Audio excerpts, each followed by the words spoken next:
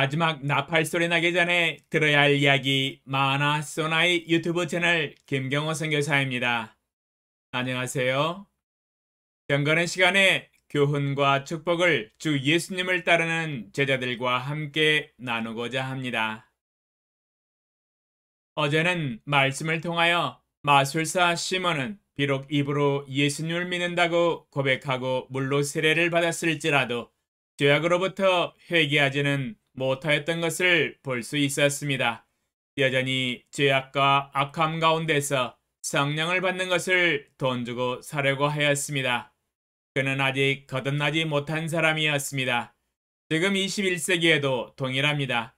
예수님을 믿는다고 하지만 아직 거듭나지 못한 형식적인 그리스도인들이 많이 있습니다. 디도서 1장 16절 그들이 하나님을 시인하나 행위로는 부인하니 간영한 자요 복종하지 아니하는 자요 모든 선한 일을 버리는 자니라. 디도서 1장 16절에 입으로는 하나님을 시인하나 행위로는 부인하는 자라고 증거하고 계십니다.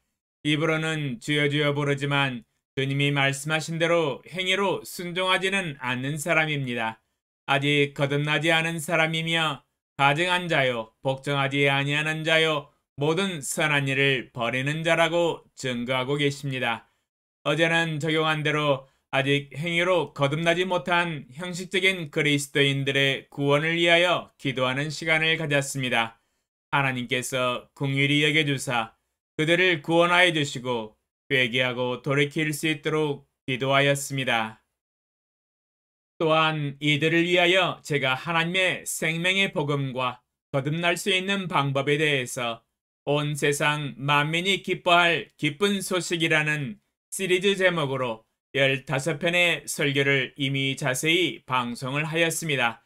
제가 전한 메시지를 귀를 기울여 잘 들어보시기 바랍니다.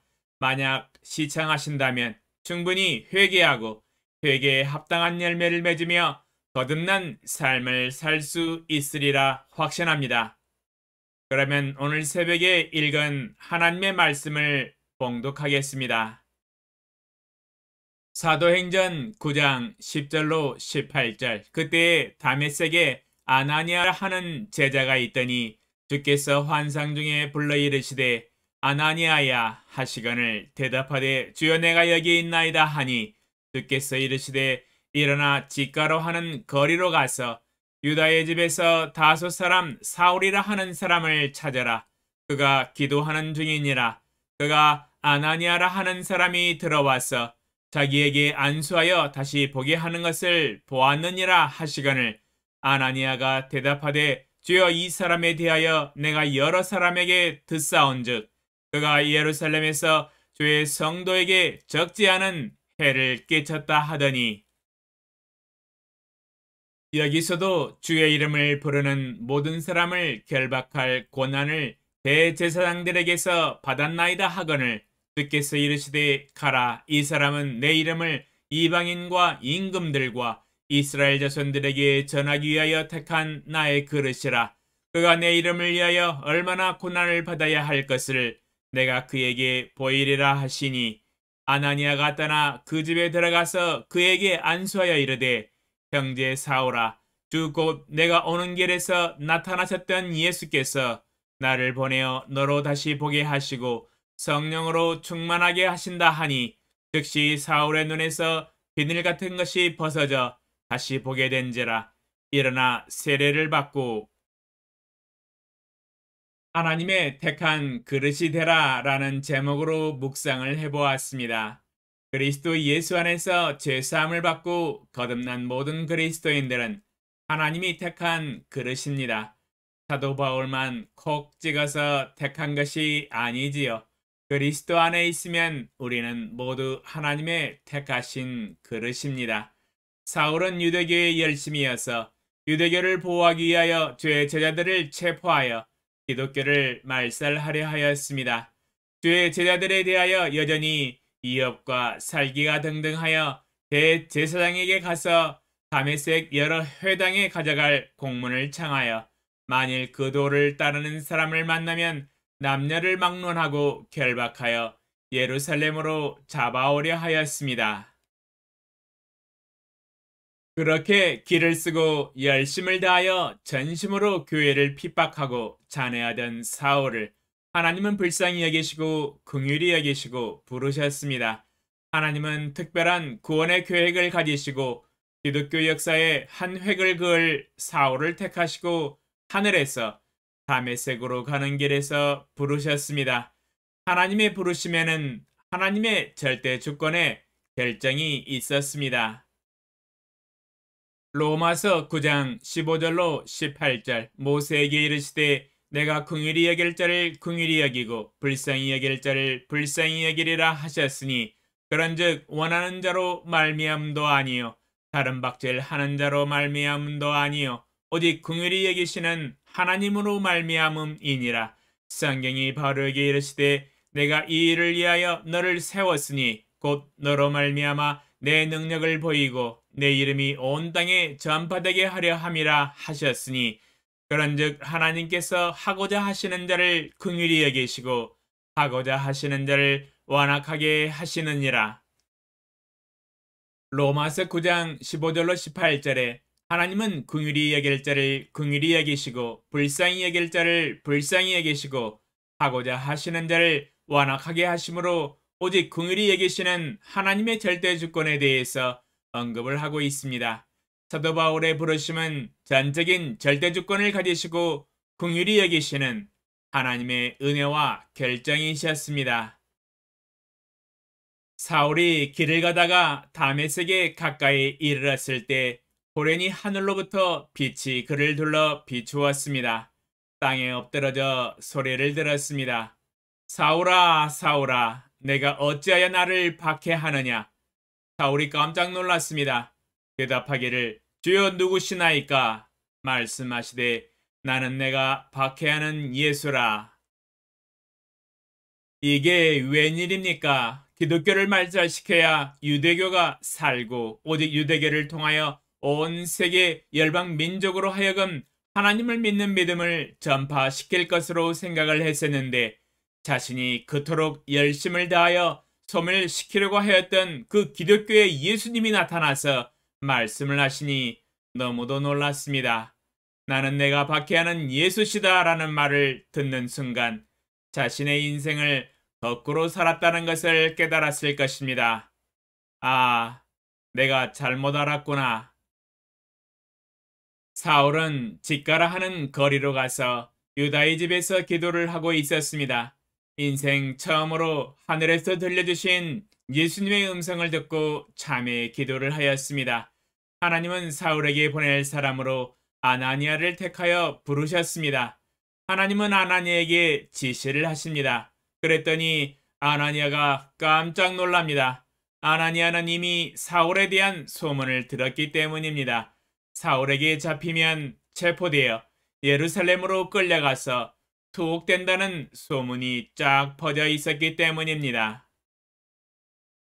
그런데 사울을 찾아서 안수기도하여 다시 보게 하라는 하나님의 지시였습니다.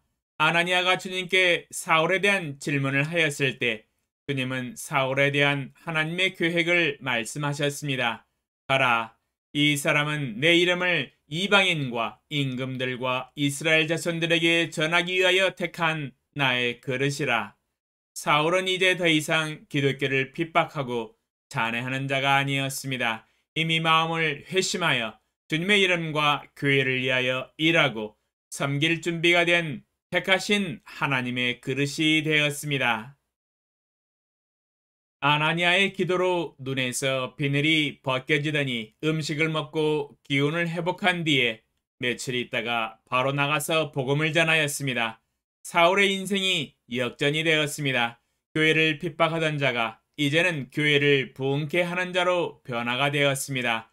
놀라운 하나님의 은혜입니다. 사도 바울은 가만히 있을 수가 없었습니다. 도저히 잠잠할 수가 없었습니다. 말하고 싶었습니다. 외치고 싶었습니다. 예수님이 그리스도라는 것을 알리고 싶었습니다. 바울의 전도는 다메섹에 사는 유대인들을 당혹하게 하였습니다. 유대인들은 사울의 행동을 도저히 이해할 수 없었습니다. 이것은 무슨 시츄에이션인가? 교회를 박해하고 잔해하고 멸망시키려던 사람이 갑자기 하루아침에 예수님이 그리스도라고 증언하고 있으니 어안이 벙벙할 따름입니다. 역시 하나님의 택하신 그릇은 남다릅니다. 며칠을 참지 못하고 바로 각 회당을 돌아다니면서 예수님을 전파하고 있습니다. 예레미야 20장 9절 내가 다시는 여호와를 선포하지 아니하며 그의 이름으로 말하지 아니하리라 하면 나의 마음이 불붙는 것 같아서 골수에 사무치니 답답하여 견딜 수 없나이다. 예레미야 20장 9절에 예레미야 선지자는 다시는 여호와를 선포하지 아니하며 그의 이름으로 말하지 아니하리라 하면 마음이 불붙는 것 같아서 골수에 사무치니 답답하여 견딜 수 없나이다 라고 고백하고 있습니다. 사도 바울의 삶에도 동일한 역사가 일어났습니다. 예수님은 유대계의 원수로 생각하고 잔멸해야 할 이단으로 생각하였었는데 예수님을 통해서 하늘의 부르심을 받고 나서 드디어 깨달았습니다. 하나님의 아들이시요 인간을 구원하실 그리스도라는 것을 알았습니다. 이 사실은 너무도 놀라웠습니다. 동족인 모든 이스라엘 사람들이 듣고 알아야 할 놀라운 진리라는 것을 깨달았습니다. 이 사실을 알리지 아니하고 잠잠한다고 하는 것은 마음이 불붙는 것 같아서 골수에 사무치고 답답하여 견딜 수 없었습니다. 온 세상에 알려야 했습니다. 각 회당을 돌면서 예수 그리스도를 외쳤습니다. 외치고 나니 속이 다 시원하고 후련했을 것입니다. 이 진리는 꼭 알리고 싶었기 때문입니다. 가리워진 사실과 비밀을 안 자로서 증거해야 할 사명이었습니다. 기도하면서 적용하였습니다. 만약 우리가 주님 안에서 죄악으로부터 거듭났다면 우리도 또한 하나님이 택하신 그릇입니다. 예수 그리스도를 증언해야 할 증인의 사명입니다. 모든 민족에게 가서 복음을 전하고 제자를 삼아서 예수님께서 분부하신 모든 것을 가르쳐 지키게 해야 할 사명이 있습니다. 목사님과 선교사들에게만 주어진 사명이 아닙니다. 모든 거듭난 그리스도인들은 주님을 따르는 제자가 되어야 하며 선교사이며 하나님의 택하신 그릇입니다. 우리는 잠잠하면 안 됩니다. 잠잠한다는 것이 더욱 불가능한 일이 아닐까요? 이 놀라운 진리의 지식을 깨닫고 장세전부터 가리워진 비밀이 드러났는데 우리가 잠잠한다고 하는 것은 있을 수 없는 일입니다. 입을 열어 외쳐야 합니다. 사도 바울처럼 예수님이 그리스도라는 것을 담대히 증거해야 합니다. 만약 우리의 입을 열어 증거하지 않는다면 하나님의 택한 그릇으로서의 목적을 상실하게 됩니다. 하나님께서 우리를 택하시고 부르신 목적을 이루지 못하는 것이지요. 이것은 마치 땅만 차지하고 열매를 맺지 못하는 나무가 되는 것과 같습니다. 그러므로 우리의 인생은 하나님께 온전히 쓰임받는 하나님의 택한 그릇이 되어야 합니다.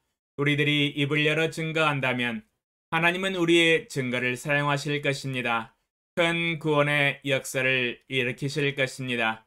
오늘 불신자들을 향하여 살아계신 우리 하나님의 아들을 증거하기 위하여 메시지를 열정을 다하여 준비하여 온 세상을 향하여 선포하게 하소서.